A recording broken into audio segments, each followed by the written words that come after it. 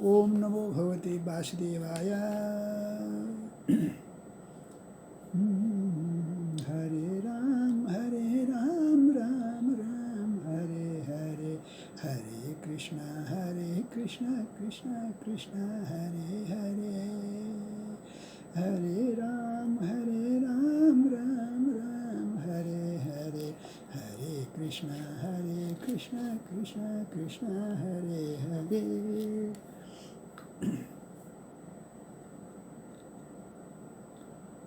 पौष 19 गते शनिबारको दिन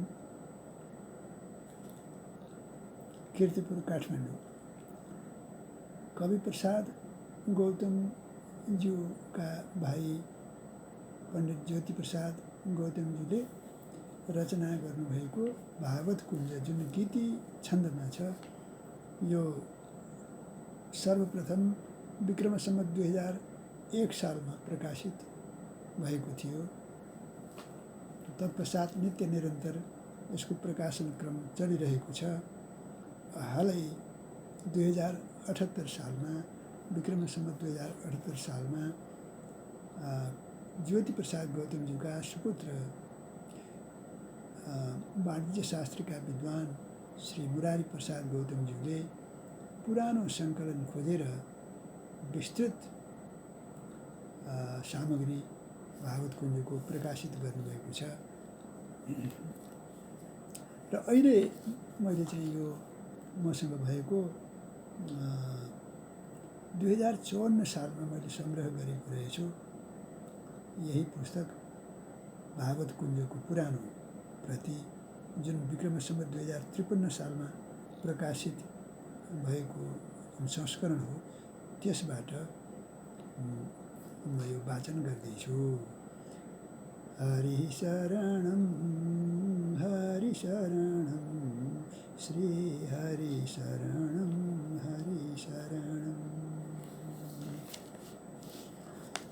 ओम नमो भगवते वासुदेवाय। भागवत कुञ्ज प्रथम स्कन्द पहिलो अध्याय।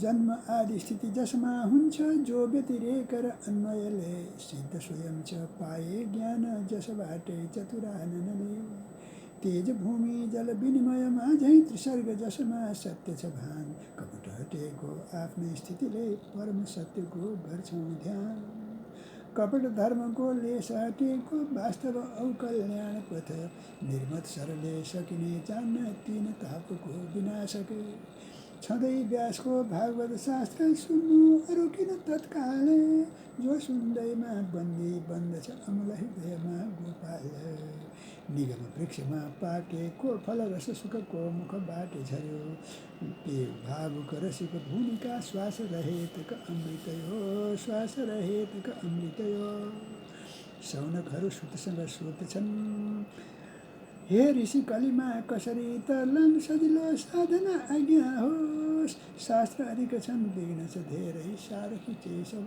आज्ञा होस्, कलिका जनको आयु छ थोरै, समझै कम्ती छ ऋषि अति, मन्द भाग्य बहु विघ्नद्वारा घेरिरहेछन् विषय प्रति, भाग्छ स्वयं भय जोसँग त्यसको नाम विवश भई ग्रहण गरे, विकट सृष्टिको चक्र चुडाली हुन्छ त्यसै क्षण मोक्ष ऋषे, किन जन्म्यो श्री भगवान कृष्ण लीला पनि सब आज्ञा होस्, धाम गएपछि धर्म कहाँ गो रूप लियो कति आज्ञा होस्, सुत भन्दछन् दोस्रो अध्याय। हरिको पदमा भक्ति गर्नु हो जनको एउटा वास्तव काम, उनकै पूजा उनकै कीर्तन गर्नु सधैँभर उनकै ध्यान, चरित रूपले पसी हृदयमा कल्मष नाच्दछ कृष्ण जब, भक्ति लाग्दछ खुल्दछ तत्त्व टुट्दछ संशय ग्रन्थि सब, धर्म राम्ररी गरे पनि यदि हरिको पावन चरित प्रति भएन श्रद्धा भक्ति भने त्यो खाली थकाइ जान यति, सन्तहरूको रक्षण गर्न दुष्ट नाच्नमा छाडी धाम, सन्तहरूको रक्षण गर्न भार हटाउन छाडी धाम, नजन्मने जो जन्म लिएर हे सौनक हो आयो श्याम, हे सौनक हो आयो श्याम। सुत भन्दछन् तेस्रो अध्याय। जस्तो कार्य छ त्यही अनुसार लिनुभयो हरिले रूप र नाम। मुख्य मुख्य हुन् 24 रूप अनगिन्ती छन् यिनका काम। जान्दैनन् कोही नटुवाको झैँ त्यसको नाम र नाना काम। तिनी जान्दछन् पदवी जो नर बच्चन छाडी जो चलछन्। किन्तु अरू हुन् अंशी समस्त कृष्ण त साक्षात् हुन् भगवान। कृष्ण गएपछि उदय भयो यो पुराण रूपी सूर्य महान। शौनक सोध्छन् 4थो अध्याय सुकथे आत्मा राम तथापि भागवत गाथा भने किन। भन्नुहोस् नृपले परोपकारी छाडे आफ्नो देह किन। सुत भन्दछन् पुराण भारत वेद बनाए देखाए सबलाई पथ। योग गरे अनि होमे होम गरे तपस्या बसे व्रत। तर मिलेन केही मनमा शान्ति नछुँदा भागवत धर्म सफा। यस्तो सोच्ने व्यास अगाडि सहसा नारद भए खडा। सहसा नारद भए खडा। नारद भन्दछन् 5औं अध्याय फोहर पानीद्वारा फोहर जति गरे पनि हुन्न सफा। काम्य कर्मले कर्म वासना जति गरे पनि हुन्न सफा। फोहर पानीद्वारा फोहर जति गरे पनि हुन्न सफा। काम्य कर्मले कर्म वासना जति परे पनि हुन्न सफा। छैन कृष्णको जगत पवित्र पार्ने यस जुन वाणीमा। त्यो हो फोहर काकर छान रम्दैनन् रति सन्तत यहाँ। प्रभुको लीला भिन्न कुराहरू वर्णन गर्दछ भने यदि ढुङ्गा हावाले झैँ त्यसकन आस्था मिल्ने छैन कहीँ। स्वधर्म छाडी भजने जनको परिपक्व नभई भजन छुट्यो भने पनि कहीँ हुन्न अमङ्गल पाउ भजेको सफल छ यो। दुःख सरी सुख मिल्छ त्यसै पनि त्यसको इच्छा गर्नु किन। पण्डितले त कहीँ नमिल्ने खोज्नु पर्दछ भक्ति धन। प्रभु चेष्टा अब वर्णन गर्नुहोस् जसको सेवाले जनता। पर्दैन सृष्टि चक्कर बीच हुन्छ प्रभुमै मग्न सदा।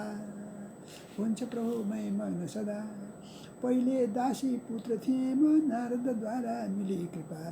पाएँ केशवद्वारा निर्मल ज्ञान सहितको भक्ति सुधा। फेरि नारद भन्दछन् 6औं अध्याय 5 वर्ष थिए आमा मर्दा उत्तर लागे बुझी कृपा। घुम्दा घुम्दै प्रेम बढ्यो अति आयो हृदयमा श्याम सखा।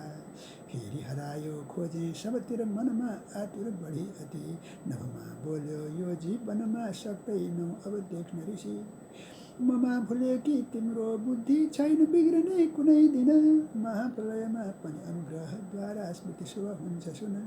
हिँडे क्रोध मद लज्जा त्यागी नाम जपी अति सम्झी दया। हरिगुण पाउनु हरिगुण गाउनु नै भव सिन्धु तर्ने नौका रहेछ आहा। हरिगुण गाउनु नै भव सिन्धु तर्ने नौका रहेछ आहा। सुते प्रलयमा विष्णुसँगै अनि जन्मे अहिले फेरि आहा। वीणा रेड्दै हरिको नाउँ जप्दै हिँड्दछु यताउता।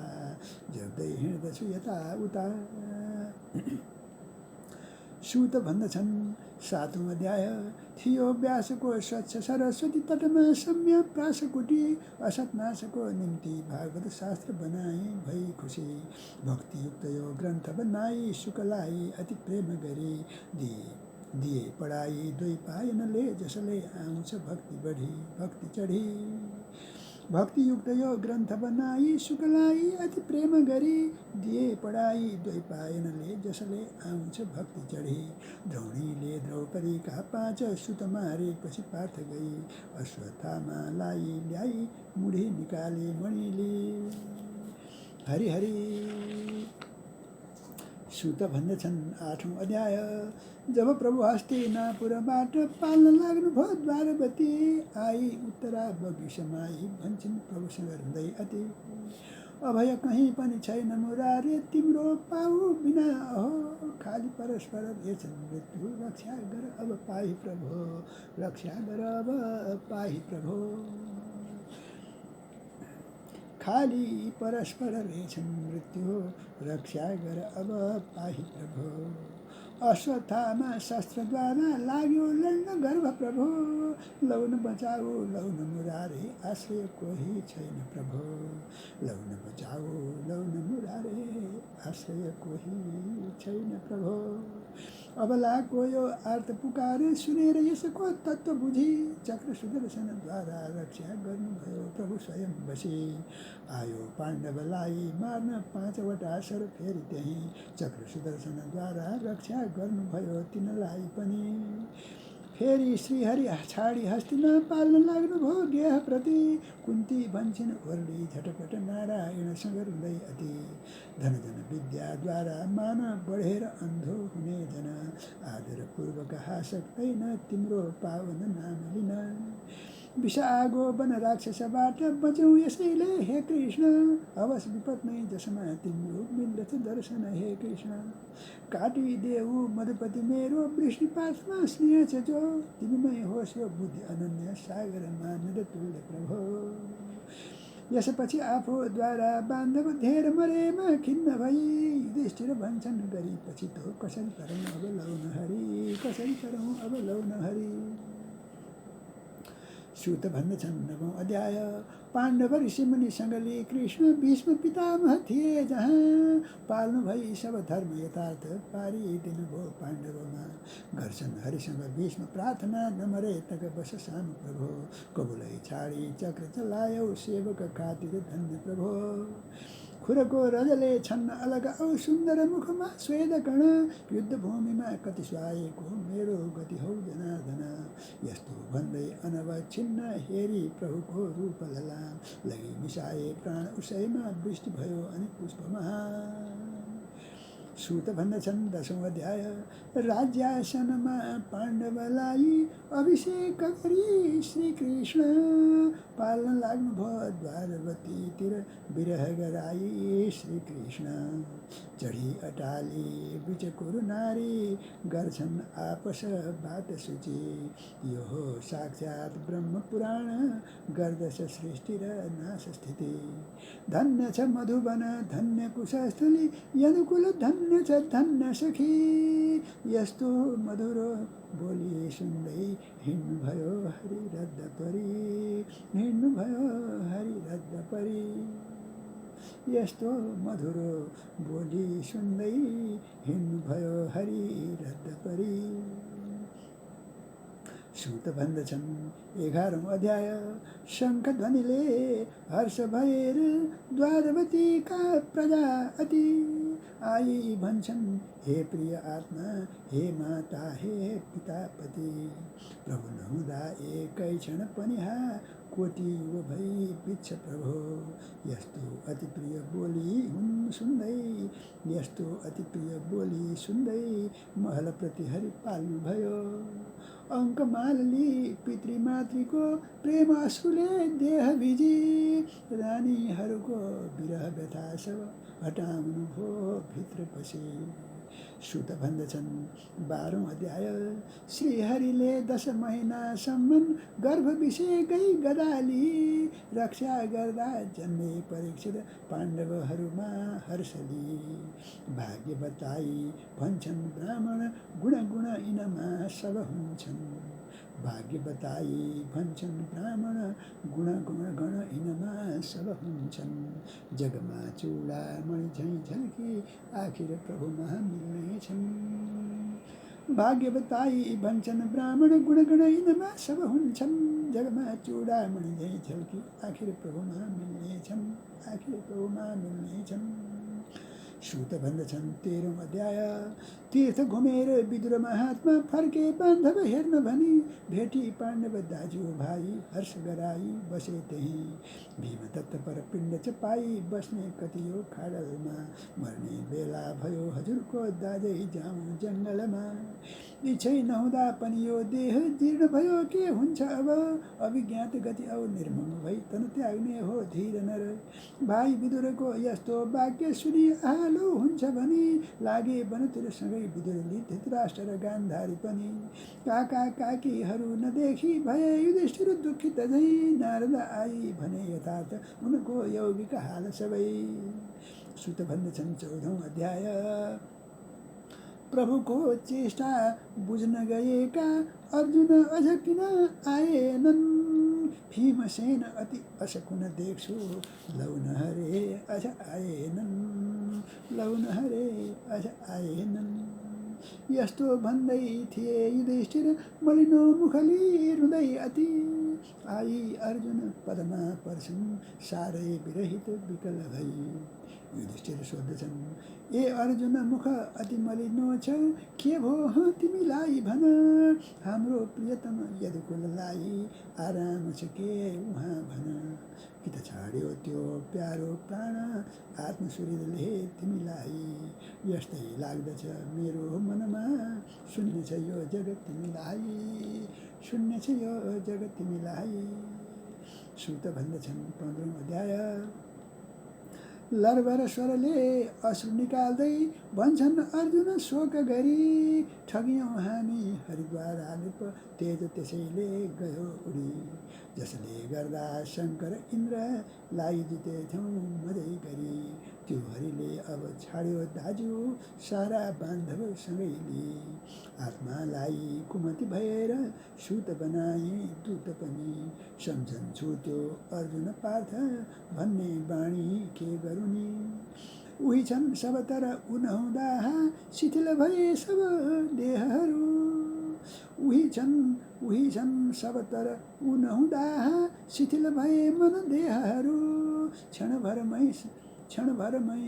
क्षणभरमा नै शक्ति हरायो शून्य भयो सब विश्व प्रभु आफ्नो प्यारो प्रिय वैकुण्ठ पाल्नु भएको कुरा सुनि छाडिन् कुन्तीले तन पाण्डव उत्तर लागे आर्त बनी देखि पतिको आज उपेक्षा सम्झी हरिको स्वच्छ चरण द्रौपदीजीले त्यागिन् देह पुगे विदुर पनि निजी सदन सुत भन्दछन् 16औं अध्याय कलि आएको पाई थाहा हिँडे परीक्षित जित्न उता धर्म र पृथ्वी गाई गोरु मिली गरे यो कुरा यता पृथ्वीलाई भन्छन् धर्म किन मलिने छौ भन के भो भन्छन् पृथ्वी 4 चरणमा एउटा बाँकी छ अझ के भो घाम गयो जब गहना मेरो आयो कलि अति दुष्कर यो शोक लाग्छ यही त्यस दिनदेखि अवगति होला के जगको अवगति होला के जगको सुत भन्दछन् 17औं अध्याय धर्म र पृथ्वी गाई गोरुलाई पिट्ने कलिदेखि मार्छुमा भन्दै खड्ग लिनुभयो नृपले देखि अतिशेखी शरण परेमा दिनुभयो ठाउँ रण्डी बाजी जुवा अनि चोरी रक्सी पान तथा सुन यतिमा तैँले बस्नु भनी 18औं अध्याय स्वधा सौनकले संवाद सुकर परीक्षित बिच जो भो भन्छन् यसले सुतौँ भन्ने मनोव्यथा सब दूर भयो अनन्त यो शुभ नाम लिनेको बारे झन् भनु के म अब नचाहने हो तर पनि लक्ष्मी पुछिन् जसको कमल पद जसका चरणोदकले पावन शम्भु सहित यो विश्व भयो यो बेला श्री कृष्ण बिना कसलाई भनौँ भगवान अहो जसका निर्मम प्रेमी पुग्छन् परमहंसको आश्रममा जहाँ स्वधर्म छ शान्त अहिंसा भन्छु त्यसैको चरित यहाँ वनमा कोही दिन तिर्खा लागि समीक ऋषि कहाँ भूप गए ध्यान मग्न थे ऋषि स्वागत जल मिलेन राजालाई हरे ऋषले सम्झी कपट तपस्या सर्प गलामा लगाइदिए पछि देखियो घटना सारा ऋषिका सुत अति क्रुद्ध भए 7 दिनमा तक्षकद्वारा मरोस् भनी यो श्राप दिए थाहा समीपले पाई सुतसँग भन्छन् गर्दै खेद हरे नृप नभएमा बढ्दछ चोरी हुनेछ धर्मै लोप अनि लोभी पापी हुनेछ दुनियाँ बन्दछ शङ्कर वर्ण पनि मारे श्रापे पनि ब्राह्मणले गर्नुहुन्न थियो रिस अति रति गरोस् क्षमा त्यो सर्वात्मा प्रभु बालकमाथि भई खुसी हरि हरि सुत भन्दछन् 19औं अध्याय श्राप सुनि गृह राज्य त्यागी अनशन व्रतली हर्ष भई गई बसे नृप गङ्गा तटमा आए ऋषिमुनिहरू त्यही भन्छन् परीक्षित घरमा सक्त हुने मलाई श्राप पर्यो जसले गर्दा भो वैराग्य गाइदिनुहोस् हरि चरित प्रभो जन्म जहाँ तर कृष्ण चरणमा होस् मेरो अनुराग रति प्रीति भक्त प्रति जीवन यम मात्रमा प्रीति भक्त प्रति जीव मात्रमा हो शुभ मैत्री भाव ऋषि सुनेर नृपको विनय ऋषि मुनि भन्छन् निर्मल लोक यिनी नभए सम्बन्ध बसौँ यही सब हाम्रो यही हो शील पनि यसपछि 16 वर्षीय सुन्दर सब गुणगणले युक्त सदा आए हेरिरहँ झैँ लाग्ने ब्रह्मस्वरूप सुख त्यही आहा महानगरी नृप सोचन हे सुख मर्ने जनले कुन कुन काम गर्यो भने भवसागर पारी पुग्दछ भन्नुहोस् त्यो शुभ काम भज गोविन्दं गोविन्दं भज मूढमते ज्ञेयं गीता नाम सहस्रं ध्येयं श्रीपतिरूपमजस्रं ज्ञेयं सज्जनसङ्गे चित्तं ध्येयं दीनजनाय च वित्तं भज गोविन्दं भज मूढमते गोविन्दं भज मूढमते हरि हरि भज गोविन्दं गोविन्दं